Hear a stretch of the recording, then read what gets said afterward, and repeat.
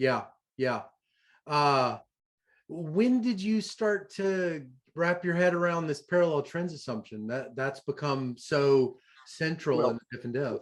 yes. Well, let me just explain how that comes about. If you look at the 78 paper, it's not real, the parallel trends is kind of a silly way to put it. I don't know. I think I forgot who came up with that phrase, but here's what we did. Okay.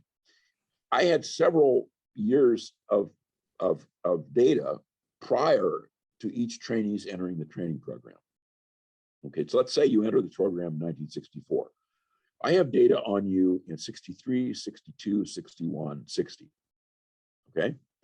Now, if the simple difference in differences works, then it should be the case. If I take now, let's say the after period is 1965. Let's just say that. Okay, we're going to leave 64 out because you're in training.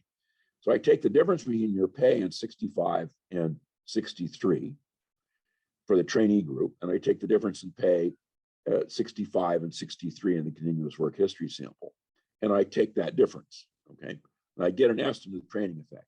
Now, let's do it again. If that training effect is estimated accurately without a specification bias, then I should be able to take 65 minus 62 and do that for the trainee group, and that should give me the same answer. Okay, suppose it doesn't give me the same answer, then I know there's something wrong with the difference of differences program.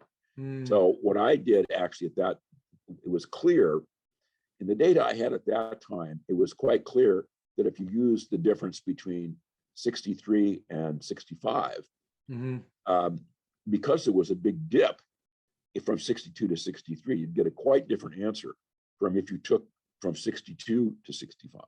And it did stabilize. In that data I had then, it stabilized. So if you took, instead of taking 63, you took 62, 61, or 60, basically you got the same effect. So it seemed more likely that the assumption that the difference was stationary and that there wasn't.